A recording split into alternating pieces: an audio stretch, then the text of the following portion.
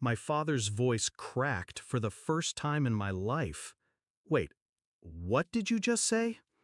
I stood at the front of the courtroom, papers in hand. Calm, cold, calculated.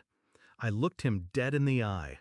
I said, "The owner of your house is me." And that's when the silence dropped like a gavel. I didn't always plan to destroy them. At one point, I just wanted to be loved. But some families don't love, they rank. And I was always second. Daniel, my older brother, was the golden boy. He wrecked 2 cars, dropped out of college, racked up credit card debt like it was sport. They still called him our future. Me? Straight A's, quiet, obedient, invisible. I stopped asking for help when I was 14. By 16, I paid my own phone bill. By 18, they were asking me for money, but only when Daniel wasn't around to hear it. Then came the inheritance. My godfather, my mother's estranged brother, died quietly, no funeral, no fanfare. But he left behind $50 million, and all of it went to me. He never liked my parents, said they were leeches, saw through the act. The only condition in his will? Keep it secret for 5 years. I didn't ask why, I just honored it. Because secrets, I've learned, are leverage. I stayed in the shadows. Let them think I was still poor, struggling. Meanwhile, I was buying properties, stocks, assets, a holding company here, a trust fund there. By year 3, I'd tripled the inheritance. By year 4, I quietly bought their mortgage from the bank.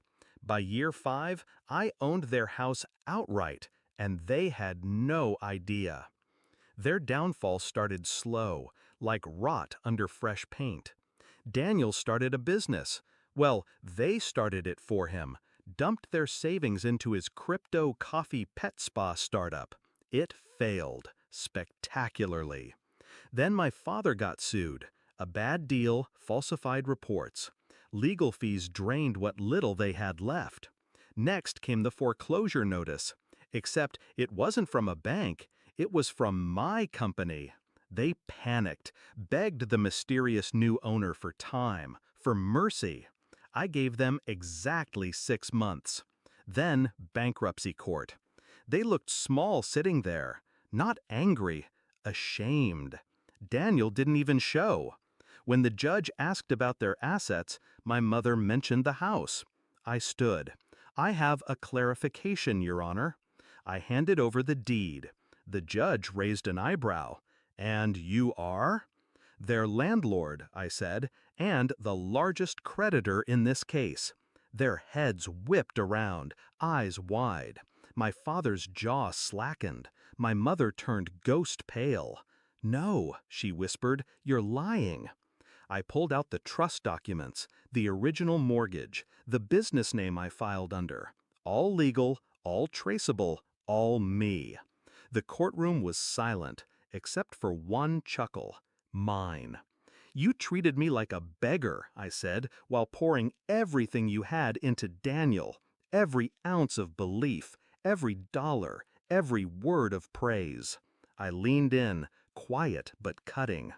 "I never needed your money, but you needed mine." After the ruling, I gave them a choice.